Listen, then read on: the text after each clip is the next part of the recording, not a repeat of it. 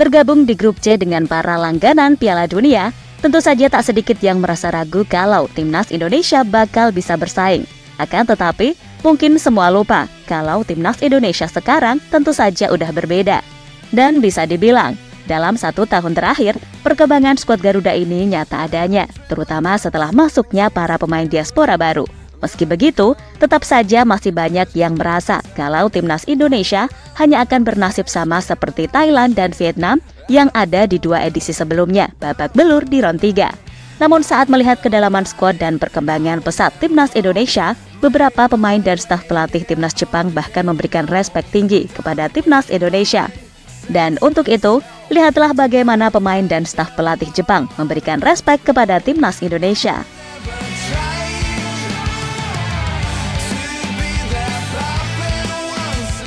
Ya, sesaat setelah hasil drawing round 3 keluar, seketika itu juga banyak yang langsung merasa pesimis terkait nasib timnas Indonesia. Bahkan tak sedikit yang menyebut kalau nasib timnas Indonesia bakal seperti Thailand dan Vietnam di 2 edisi sebelumnya.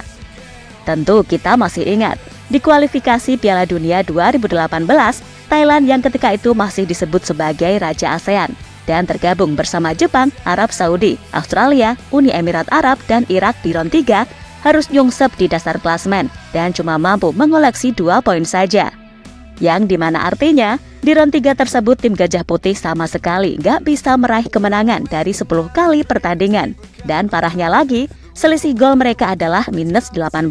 Sehingga ketika itu terlihat jelas kalau gap antara Asia Tenggara emang masih sangat jauh dengan tim-tim Asia lainnya. Kemudian Vietnam di edisi kualifikasi Piala Dunia 2022, tim yang ketika itu disebut sedang ngeri-ngerinya bersama Park Hang-seo, nasibnya 11-12 sama Thailand. Tergabung bersama Jepang, Australia, Arab Saudi, Oman, dan Cina, pasukan Nguyen benar-benar tak berdaya di dasar klasemen. Ya, dibanding Thailand, mereka masih sedikit mending, meraih 1 kemenangan dan mengoleksi 4 poin dengan selisih gol minus 11. Dan jika dilihat-lihat, grup Indonesia di round 3 nanti hampir mirip sama Vietnam ketika itu. Bedanya ya cuma di Oman dan Bahrain, sedangkan sisanya sama. Lantas, bagaimana nasib timnas di round ketiga ini?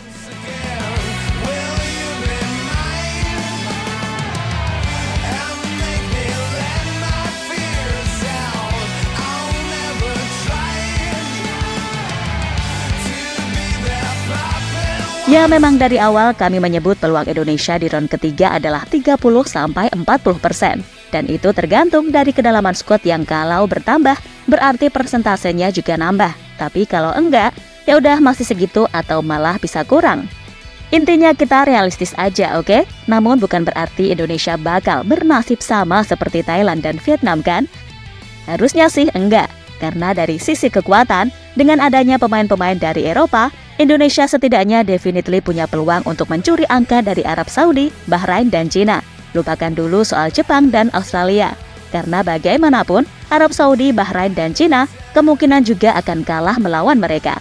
Jadi ya, peluang paling realistis adalah mencuri poin dari 3 tim tadi, terutama saat lawan kandang. Apapun caranya harus bisa menang. Apakah bisa?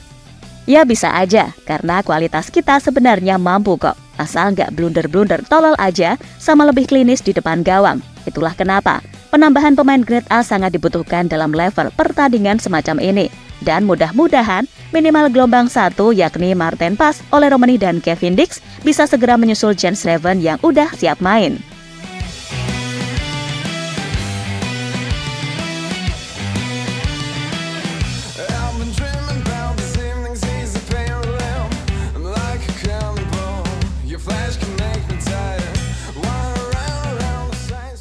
Di sisi lain, melihat situasi yang ada, dengan banyaknya pemain-pemain diaspora yang bergabung dengan timnas Indonesia, membuat para pemain Jepang serta staf pelatih memberi respek tinggi kepada timnas Indonesia. Salah satunya dari pemain andalan Jepang, Ritsu Doan. Meski Jepang menjadi tim yang paling diunggulkan di grup C ini, namun dirinya menyebut jika lawan yang akan mereka hadapi semua berat dan berpotensi memberikan kejutan, termasuk Indonesia. Saya merasa kami berada di grup yang sulit. Saya juga sadar kami harus mempersiapkan diri dengan baik untuk mengatasi segala kekecewaan di Piala Asia, kata Doan dikutip dari Soccer King.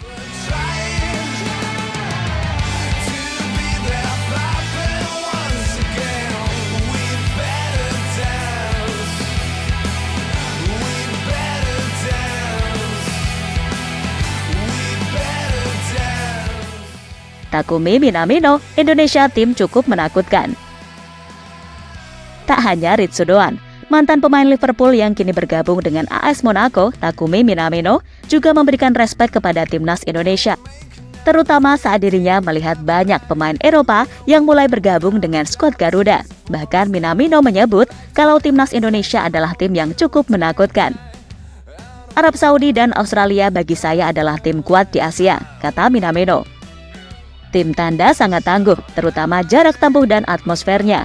Indonesia juga cukup menakutkan karena bermain bagus di Piala Asia dan memiliki banyak momentum.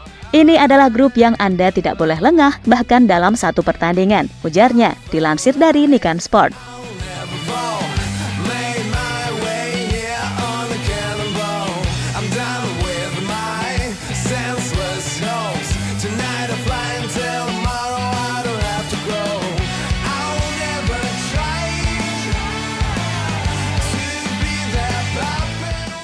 Yamamoto takut dengan fanatisme fans Indonesia.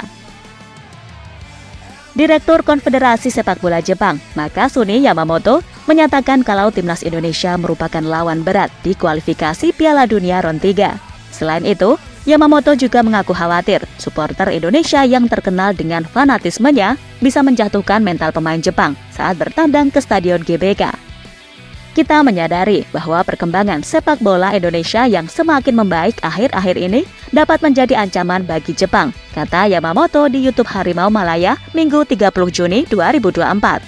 Jadi, pertandingan melawan Indonesia nanti di Jakarta kami perkirakan akan menjadi laga yang cukup sulit karena supporter Garuda sangat fanatik, tutup Yamamoto.